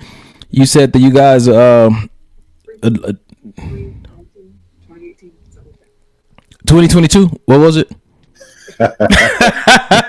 Not a being goddamn. Last month, you and your friends was talking about dating. Right. What was the phrase y'all used to use? I think she's hashtag free food in the year. There it is. Hashtag free food. Godly. I've been wondering for this place. Let me call this nigga that been chasing me for the last 3 years and tell him to take me here. This fool said bingo. Let's tell both. I want to tell both sides of the coin. The former profession that I did have, there was opportunities where I could be on a date with a different woman and call a tipper to pay for the date that I was on with a different woman. Right? You know what I'm saying? So using people ain't never just been one-sided. It hasn't. I'm not gonna put my dirty laundry out there, but you're absolutely right. Yeah. I'm burning my laundry. I'm gonna put it in the past. I don't wear them drawers no more. Well, you done flipped them over 6 times. Yeah, I know. Yeah, that's right. Let them go. Let them go. Got rid of drawers altogether. I don't want it. Go, nigga. Golly. Lil Wayne is not. He ain't ugly. He's just not handsome. Lil Wayne is Lil Wayne, just like Whoopi is Whoopi. Whoopi is Whoopi. They look alike. Don't do that. They don't. They do. Jay, I heard Jay said they do. No, she did not. She said his looks aren't trending. Their looks aren't trending. All right, that was good, man. So let's talk about this. Well, I think we talked about it so many different times. If you are looking to get adopted, not faulting you, just say so, because there's people out there who want to do that. Wow. There's people out there who want to do that. Yep. So, but for the rest of the women, nope. For those women in particular, nope. For anybody who can relate to this, I like what this lady said in this video, because she had a reality check of her own and she shared with other women. So I want to put this out there. Do y'all ever look at your check and just be like, I'm so happy that I'm a woman? Because like sometimes you're making the same amount as a man and like they pay for fucking everything. I mean, like everything. Just think about it. Like when you go on a date, first date, like obviously if a man doesn't pay, you're not going to give him a second date. But just imagine if you and this man make the same amount of money and he's expected to pay for like first, second, third date and like the majority of stuff. Like, of course we pay for stuff too, but like the guys are just expected. Like if a guy does not pay for the first date, are you gonna go back out with him? No, probably not. Now imagine your salary, but having to actually spend it on somebody else and still keep up the expensive habits that you have. Like still keeping up your makeup, still keeping up your hair. The hair is expensive. We already know how much hair is. Still keeping up, I don't know, whatever your bad habit, mine is travel, whatever. And having to include another person. Like, damn, when that bill come, like, ugh. This motherfucker hungry again? Damn. God knows my heart. You know I couldn't take no extra struggle. Yeah, I was just telling Jay, I really like that. I never thought of it from that perspective, but I think that a lot of women should start maybe taking on that mindset, and they may be a little bit more open to the men that they, choose to let them court them. That kind of perspective only comes from someone who cares about you. Yeah. There's men and women out here, they don't care. They care about them. They care about coming out of this winning. They care about going home saying they came up. They care about the list of things they want to have accomplished for them. They care about the stories they get to go back and tell their friends. Right. Or posting a picture of that receipt online. That's what he did for me with that $5,000 restaurant receipt for 2 people. Yeah. Listen, dine and dash. If you don't want to dine and dash with me, that tells me all I need to know about you. You ain't down. You ain't down. Dine and dash on the first date. I'm gonna take you wherever you want, but I'm gonna tell you how we leaving. You know what I'm saying to you? Show me who you are. Yeah, we got here. Yeah, if you ain't down like that, now I know we can't make moves together. That's funny. This is interesting, man. I think about just some of the people I've come across. I've come across some really solid women who live like that, right? Well, you know what I'm saying? I got the valet if you got the restaurant. And not even offering. I mean, not even having to have the conversation. They're just offering and putting it out there. Yeah. But let me tell you one thing that resonates with me. And usually I wouldn't say something like this on the show, but I know my nephews and them watch. And because I don't, you told me don't say things because then women to do it. But I think more need to. Yeah. I remember talking to my uncles before I wrote my book, Before the I Do. They were telling me about what to look for in a woman. And they said, don't look for the one that always just wants to come over when you're feeling well, you know what I'm saying, and have sex. But look for the one when you ain't feeling well that wants to come over and cook. They said, even better than that, always keep your eye on this woman in particular. You open the door for her. And while you're walking around to your door, she leans over and either unlocks or open the door for you. He said, that is rare. He said, if a woman does that, bro, keep your eye on her a little more tightly than you would the rest of them. Because he said, most of them will get in the car, get on their phone, or get in the mirror and start doing makeup. Yep.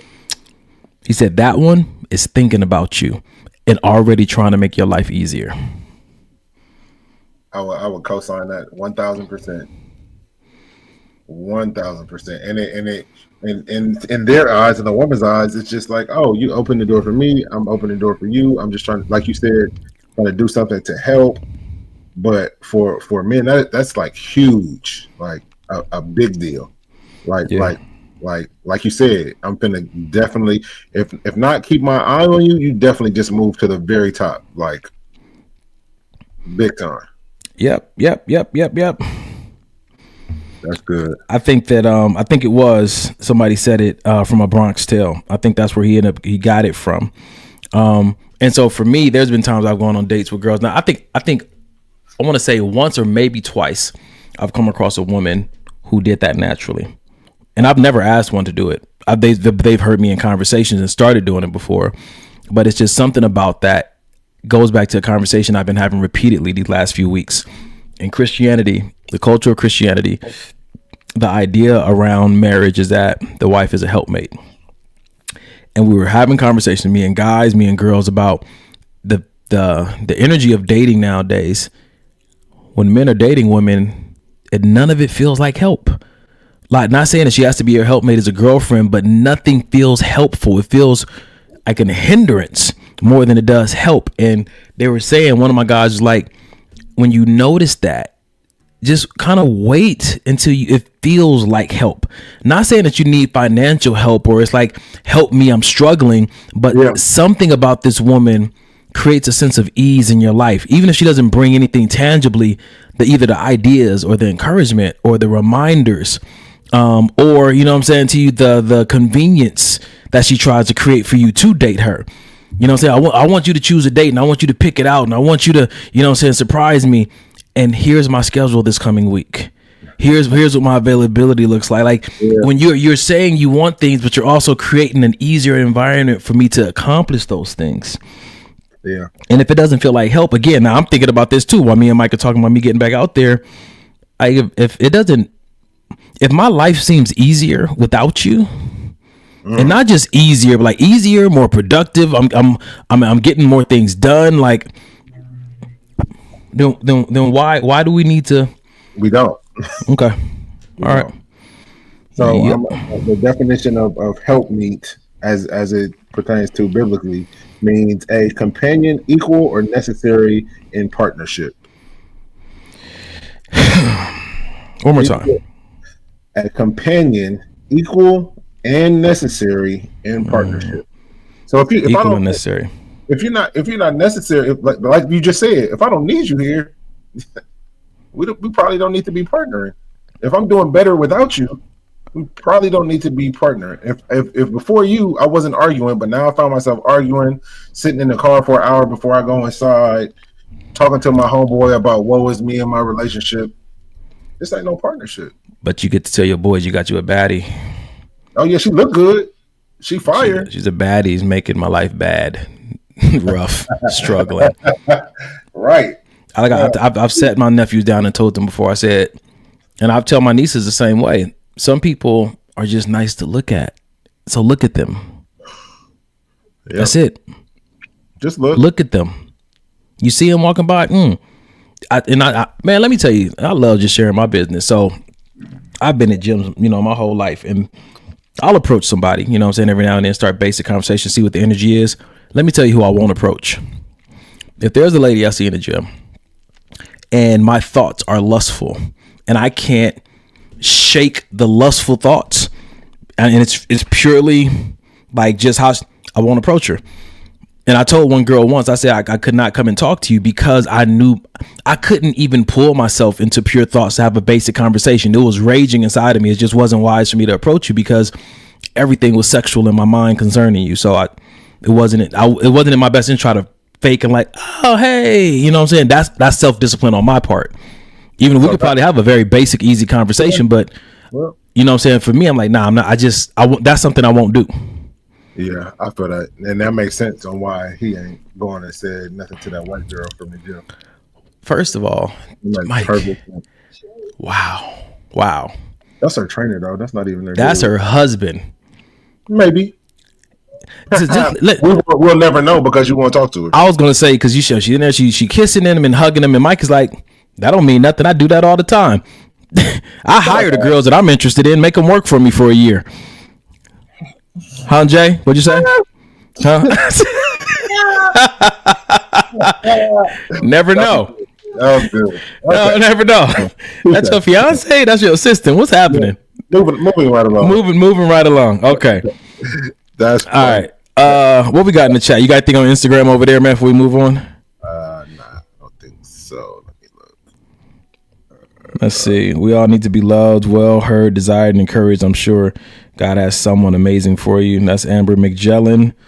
So Niall says, so if I'm in love making my man's so if I'm in love making my man's life easier and happier would be very motivating for me. So I'm talking about, I get that, but I'm talking about like even when you're first meeting someone. I asked my friend today on the phone, I asked two questions. The first question was, what's an area that your tolerance needs to be enhanced before you get into another relationship? And then I asked them, I asked one of my friends that, and they asked it back to me. And then I asked them, what attribute do you possess that you think will feel the most helpful to the next person you date? And so again, thank God for friends like this. You can have these like introspective conversations with that. Their answer is not to impress you because they're not trying to get with you. They're just being honest about where they are. You know what I'm saying to you? So that's what I'm talking about. That's good. I think it's also important to realize what I think is my best quality, or what I think I quote unquote bring to the table. My partner or the person that I date next may not give two shits about that. Yeah. She may be interested in something else that I may be lacking in. So I just say, just know that I would never come to the table, thinking that, because I possess this quality or this quality or this quality, then that's automatically going to meet what she's looking for. Not at all. Because she's a woman or because he's a man, because she has XYZ, and most guys go for this, then this next guy will too. And so I think my mindset is not so much to make yourself a better fit for the next person, but just to make yourself more aligned with who you need to be, who you want to say you are in that space. Yep. In the dating space, I want to say that this is an attribute that I love, that I bring to the table. And it also might help you if that's something that you really care about and that you bring, like your apple pie is your thing, right? Yeah. And you end up dating someone who ain't really into apple pie. We going back to our earlier conversation, like maybe you really need someone who loves words of affirmations and apple pie because that's your specialty. I'm not saying that, find out what he works for him and develop that thing. Yeah. Like for me, I'm a photographer. Mm-hmm. I can. Thank you, brother. Mm-hmm. I am a photographer. I am an artist at heart. I can. But I don't want to be with someone who doesn't want me to take pictures of them. Who wouldn't enjoy being my muse. I can. But I would love to be with someone who wanted to be my muse and just woke up at 2 a.m. I got a photo shoot idea, babe. Let's run the studio real quick. Backyard, or, you know, the other room that we have, or right there. You just look so pretty. Just stay right there. Let me grab my camera real quick. Like, I would love that. Is that everybody's cup of tea? No. Could I live without it? I could. But why should you if you don't have to? Why should I if I don't have to? And that would require me to, you know, kind of vet a person out. Like, are you kind of those women like, oh no, I can't be on camera, and immediately start talking about all things you don't like about yourself? Or are you one of them women like, nigga, I'm comfortable, I know what I need to work on, but if you like it, I love it. Take a picture of it, nigga. I'll jiggle it for you. Come on. Listen, that's your favorite spot to lay. You love this tummy. I do. Yeah. You know what I'm saying to you? It's challenging for some women to receive compliments on areas that they're insecure about. Yeah. It's hard for some men too. Let me just be fair. It is. Yeah. McJellin said, that's adorable. You need to find a model. It ain't a model. Nah. It's just a person that's into me and they enjoy being created into art, becoming art. No matter if they look like a typical model or whatnot. Yeah. You know what? Thank you, Miss Bastain. She said you actually create great videos. Nigga, speaking of, wait till you see the videos that's coming to the man. So I went to my company's holiday party Friday. I'm tired. I didn't get home till 1:30. That's way past the old man's bedtime. But I danced and I did some MCing and I lost my voice. Did you come off the vest? No, I didn't come off the vest. It was just, it was 42 degrees. I'm like, you're not cold? I said, I'm too hot to be cold, baby. I don't know what to tell you. too hot to be cold. Can't be wrong when I'm right. I tell you. Listen. Oh, man. Bring the heat and the meat. No, I think I need to be on time. I appreciate it. See, and that's what I'm talking about. That self-accountability. Self-accountability. I'm gonna stay down here for a little bit. That's a movie when they in the jail and the police officer asked him, he said, "You know you fucked up, right?" Yeah. Yeah. It's 9:30. I'm trying to find a reason. Listen, I was about to say. Look at my best friend. What up, Pook? Pook said, I will definitely turn into a model when you behind the lens. Let's go. I got ideas. Where's that pool? Pookie want to do that water shoot. I love Pook. But low key, Pookie's a fire photographer too. Like, she was doing her thing for a while. Editing, it is a lot of work. But I think artist, she understands. Yeah. Right. But look, she said, but if you have a chick that likes how she looks on camera, other problems gonna come. Nobody normal gonna like reality. Listen, I'm a professional editor. Oh man. Okay. You ready for part 2, Mike? Because I feel like this dude said everything you just said, so we can do this one quick if you want to. Let's get it. Never in life date a woman that requires you to do things that she cannot do for herself. Let me cook for a second.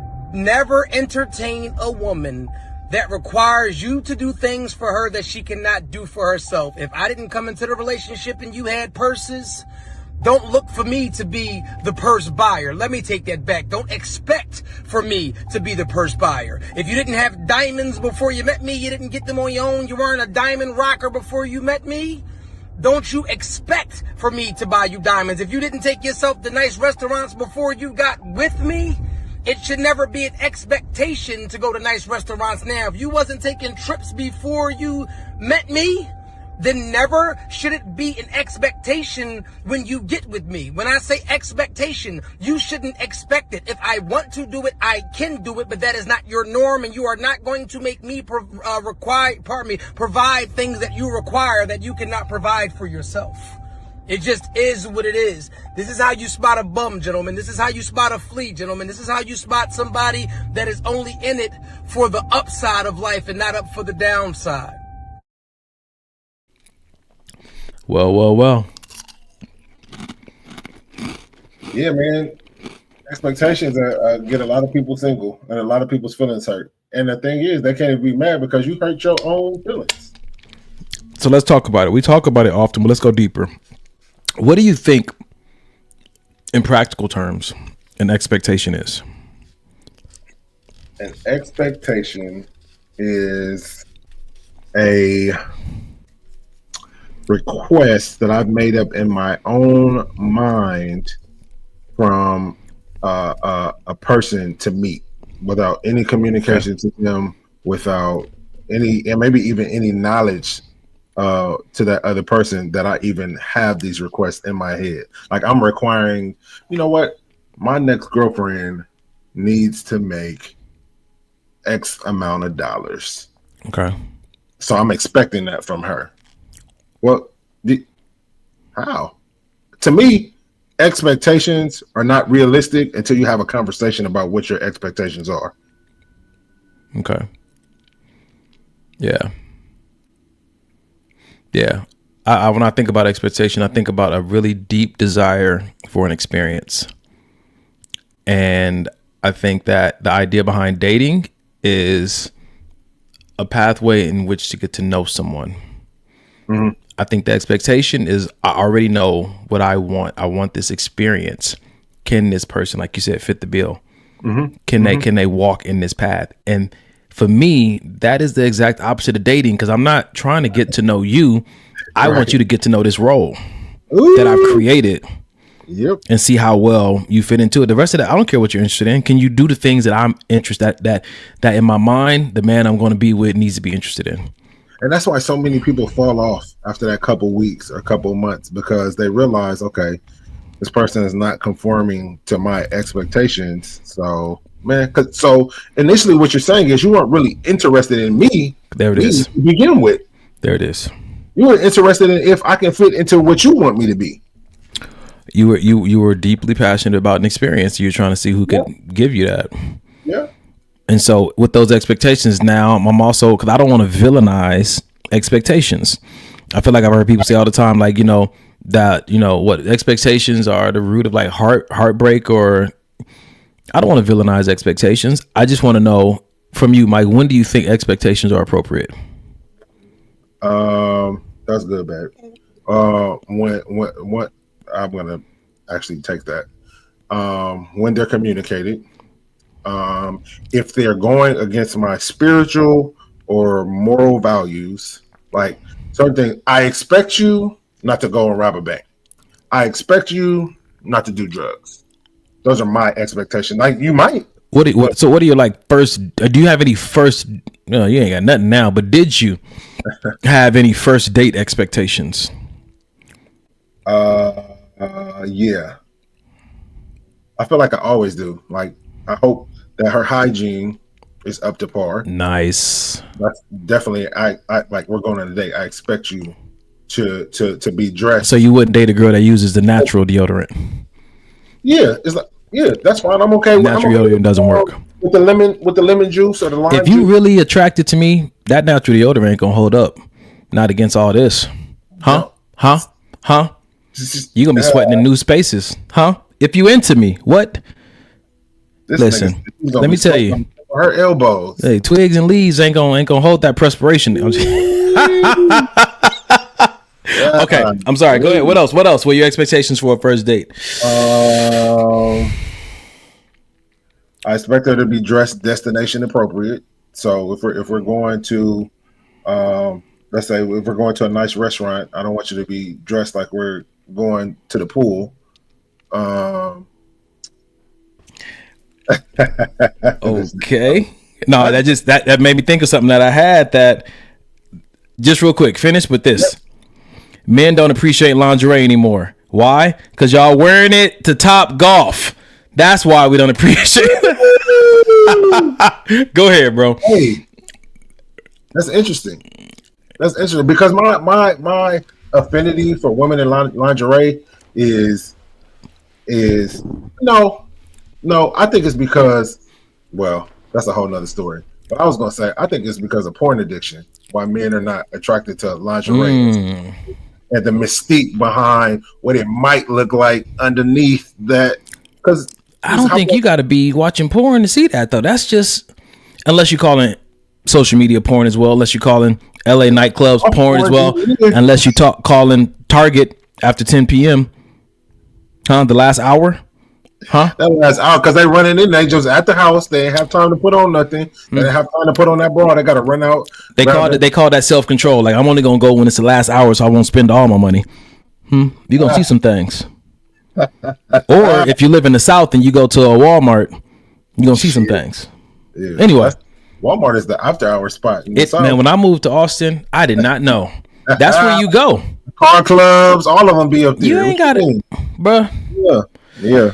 Anyway, yeah. So, destination appropriate attire, hygiene, and that's all. That's all one can really expect. Like I would like for there to be good conversation. True. Ali said, "True story. Natural deodorant doesn't work during sexy time." Go ahead. Better put on some degree. I feel like that's all I can really expect because I would like for there to be good conversation, but I can't really expect that. I don't know you. It's a first date. I'm interested in your expectations are destination appropriate, dressed, good hygiene, and what was the other one? That was it. I think for me, my expectation is a big one: be on time. And when I say expectation, I think that's an appropriate and a healthy expectation that also might be wrapped up in a deal breaker. It is. Absent a good reason. Yeah. But what's a good reason for being late these days? Like late.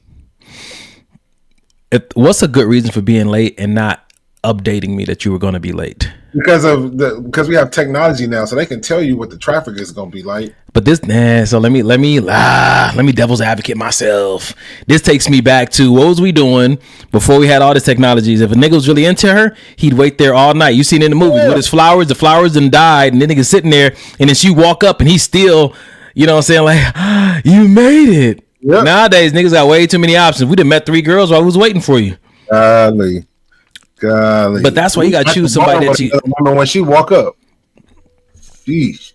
That's why it's good to just wait till you really smitten by somebody, because then these little distractions don't become a thing because you've been patient enough to wait for a rare thing.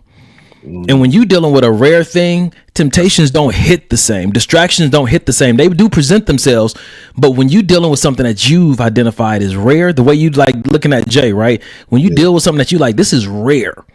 This ain't something I can just find again. A lot of times I can look at my life and say that the areas where I lack discipline or lacked a lot of initiative to communicate better is because I saw the person as a dime a dozen. Not to speak to their value, but to speak to my perception of the value that I thought they added to my life. Yeah. I'd appreciate it. Yeah. I'm trying to think. Do I have any other expectations? To be present. And like when you're with me, be with me. Like have less like engaging with me, like in conversation, not to lose yourself in the date. Don't lose yourself on your phone or lose yourself like, you know, you might lose yourself in the scenery, but don't lose yourself without me in the scenery. Take me with you. What you looking at? What's going on in your mind? I mean, this is just so beautiful versus, you know, I can definitely sit there and admire you, admiring, you know, saying the sunset for a moment. Yeah. We ain't asked the audience nothing tonight. Y'all got any first? I'm interested. Y'all have any first date expectations? We didn't ask the who? The audience, Michael, on your birthday.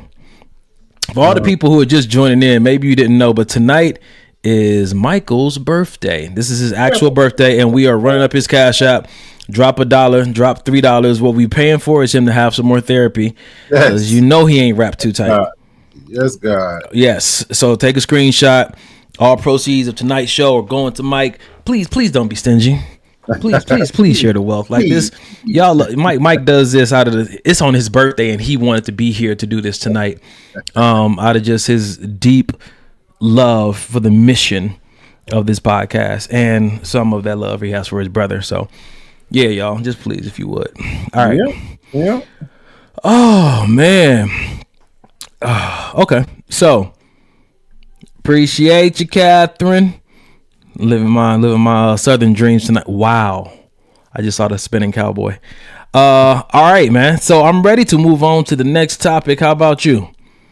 Oh, what time is it? Yeah, I guess. He said, Mike said, I'm not staying late tonight. Okay, so if we can do that route, I can go here, or let me see. Let me use my time wisely because this is birthday and we ain't got. Yeah, let's stay on this path. Here we go. I like this. How can you stay affectionate with your husband, even if you're offended, or you're disappointed, or you're hurt, or it's just gotten on your nerves?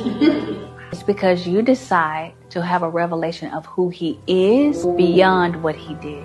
You decide to have a revelation that he's your king. You decide to have a revelation that he is the blessing that you prayed for. You decide to have a revelation of how good that man is. Because when he falls short, and he will, because you will, because we're in a fallen world, your attention is not on what he did, but your attention on who he is. And when you have a revelation of who he is as that king, you're able to come alongside of him as his queen and make sure who he is never diminished in your eyes. I just thought it was appropriate to have the Chocolate J share a little bit of her heart on this post.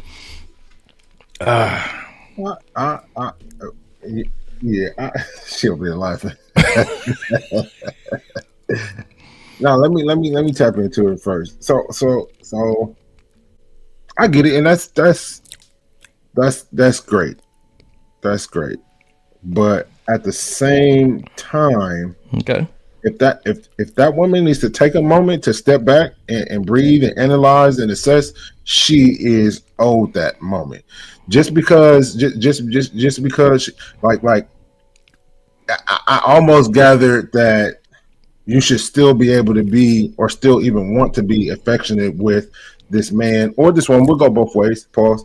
With this woman, in the midst of them doing something that was not right, that was wrong, that was hurtful, that was blah blah blah blah. Well, no, like we're still, like, I get it, but we're still human.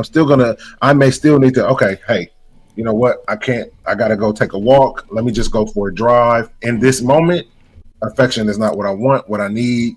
None of that. You know what I mean? And I feel like that's okay. As humans, I feel like that's okay. I also think that it's tricky because sometimes people see potential as, okay, let me treat him as my king, let me do all these things, let me do this and that, because I see the potential that he has. Gotcha. And that's a scary message to try to preach. I don't think that's what she's saying, but I think that people take what she's saying and turn it to, oh, well, he has potential to be this, so I'm going to just do all of these things because of his potential. And I don't think that's what she was getting at. I think that's a very important disclaimer to put out there, because a lot of times we end up, we like somebody, so we'll start playing wife, and we'll start trying to play husband, and we'll start trying to play a responsibility that there's no commitment associated with. And the danger of that is that you play this responsibility ignoring the fact that you're going to need appreciation for it, and no one requires it of you. But it's almost like you showed up and cleaned the house and expect payment, and you're like, I didn't ask you to do that. So it can get a little tricky. And I love how you said that's not what she's saying, but this is how I see it with that video. Yeah, I understand that we're human. And when your person does something, or let me see, I think she was talking to just husbands in general. How can you stay affectionate with your husband? Yep, with the husband, right? And so what I'm hearing is that, yes, we're humans, and we're going to have some initial reactions to when our partner does things. Bless you, bro. Some initial reactions to when our partner does things. I see it as a strategy. I see it as you feel in this moment, understand that something might try to attack you in this moment as well. That this moment is a crossroad, that if it's within you and healthy, pull yourself into understanding how important affection is to the bonding of you two. But again, don't break yourself trying to do it if it's not within you. This goes back to, like, even I think about with children, when children do something bad, when anybody like do something bad, they feel like they're very alone. Everybody's going to judge them and isolate them. So that affection doesn't necessarily have to be sex, but it can be some kind of expression to let this person know that I'm still with you. Even earlier, like in our conversation, we were talking about something. I was like, you know, we, you know what I'm saying to you, that can be a form of affection. I agree. Saying that, you know, oh, I did this as work. Like, Yeah. well, you know, we don't really do those kind of things. So, you know, you know, why did this even happen? You know what I'm saying? Still showing that. And I think that affection is a strategy. When people implement affection into their relationships as a strategy versus implementing it when they just feel like being affectionate, I think it does a lot. There's a lot healthier and happier relationship when you're utilizing affection as a strategy, because now you're putting some thought behind it, and that pulls you out of that. It may not pull you out of the emotional state, because the emotional state is good, but doesn't let you drown in it. Yeah. You're like, ooh, I am mad and I'm gonna sit with this, but I can't sit with it too long, because I know that if I was that person, I'd probably feel really alone and really shitty right now for the thing that I did. So let me reinforce that we're together and we're gonna work through this. Yep. I agree with that. Yeah, man. I think that's a good way to approach that. Yeah, because a lot of times when we do things, you know, that person that did whatever they did, a lot of times is just sitting in shame. Yep. I got an attitude. It ain't I'm shutting down. It's just I feel ashamed for what I did. I don't know how to face you. I don't know how to look at you. I don't know how to talk to you. I don't know what to say, because I just feel so ashamed. Jesus. I want to get your thoughts on this, man. This is deep, bro. Lakeisha said, one thing that always stands out with me is when I first met my honey, he said this, and I'll never forget. He literally said, never tell a woman that you love her, because as soon as you hurt her, she will say, but I thought you loved me. And I swear that woke my mind up. Let's talk about that, bro. I think that people get the love misconstrued. You know what I mean? I don't think that there's anywhere in the love handbook that says nothing that I do will ever hurt you. I can hurt you on accident. Does that mean I don't love you? You know, it depends. How do they define love? Exactly. Then that's exactly what my point is. So you know, I would just, again, we always say it on the show, but it just comes down to communication. Like, what does love mean to you? Like, what does love look like to you? What does stepping outside of your definition of love look like? And what it makes me think about is a post I put up on Facebook a while ago, and it said that just because I care about you doesn't mean I know how to care for you. Yeah. And I think that that's a good thing to understand. When someone says they love you, it doesn't necessarily mean they know how to show it, or how they may be a student of the how, but they're submitting to the what this is for them. Yeah, this is love for me. Yeah. Now I'm in the student level of how do I express that, and how do I embrace the responsibility that comes along with that statement, because that statement is a form of a commitment. You know what just hit me talking about this? So when we're growing up as children, you know, and our parents, they chastise us, whether they spank us. Let's say they spank us. And for me, what I was told is, I'm doing this, I'm spanking you because I love you. So if we're gonna equate somebody that hurts me doesn't love me, then so are you saying like spank your spouse? Is that no? What I'm saying is you should. I didn't know if you was alluding. Does Jay know that you're into these kind of things? She does. Okay. All right.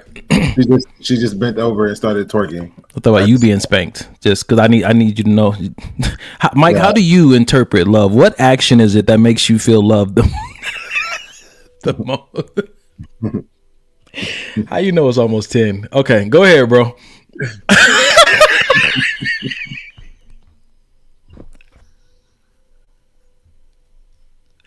Woo!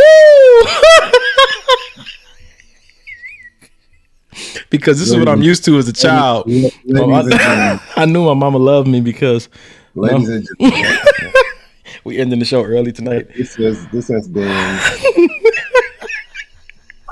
terrible for me. Happy birthday to Mike. Ladies and gentlemen, as we shut this show down tonight, listen, that's all we want to say. Cash App Mike.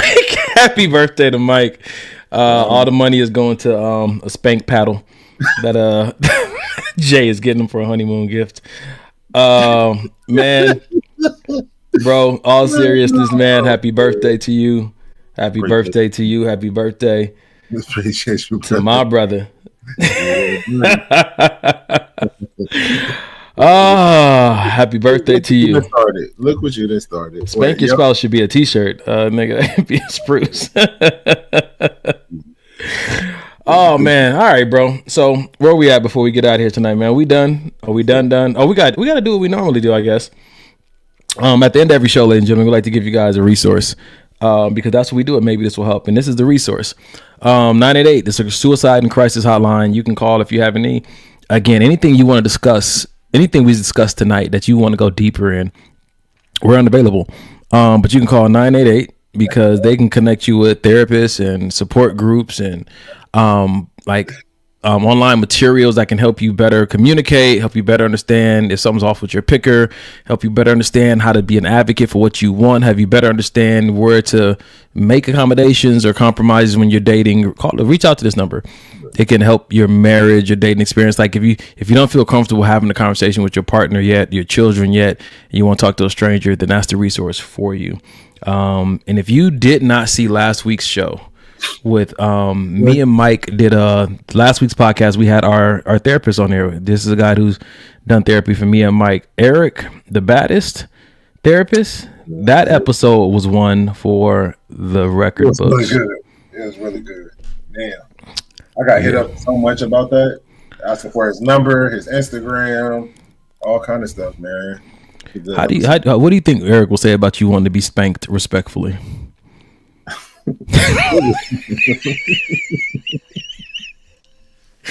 Mike, you want to pray out tonight? This is why I love you. Woo.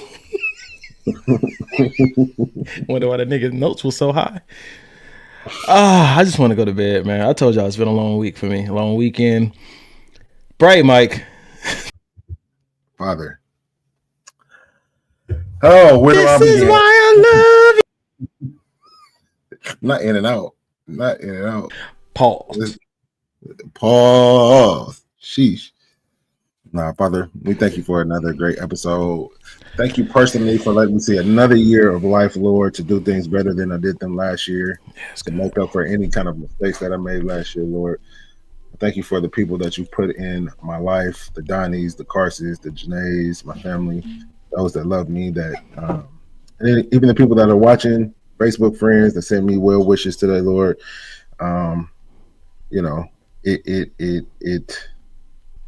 It's a blessing to be able to see another year of life, especially knowing that many occasions you may not have been able to. So, it causes me, Lord, to just stay the path, stay the course. We thank you for our viewers. We thank you that going into this holiday season, that mental health thing is a really big thing going into the season. So we thank you for your loving touch, Lord, that you lay your hand upon those people and let them see who you really are, and let them see that they have that family, that friend, that person to talk to. They have all of that in you, Lord. We thank you for going into this week, that you surround us with your protective angels, keeping us safe, keeping us in the right places at the right times, and always doing the right things, Lord. We just thank you and praise you for everything that you've done for us, both seen and unseen. In Jesus' name we pray. Amen. Amen. Amber got the birthday spankings. I'm supporting that too with Jay. Lakeisha said, I want everybody else to do this too, if you would. I'm gonna watch last week's episode when y'all hang up. Matter of fact, Mike, hang up. Yeah, you can watch it tomorrow, man. It was worth the watch. Lord knows I need a spank. I don't know. Just Mike, you might need to pray again for the people in the audience. You started this. I might have. I will not take blame. One last thing before we go, ladies and gentlemen. If you didn't see it, this is Mike's Cash App. Run it up for his birthday. Send a token of love. He's done a lot for us. He's been here since the beginning of this podcast. So bro, we thank you for the work that you've done. Until we all meet again, ladies and gentlemen, that's it for us. No chains. None.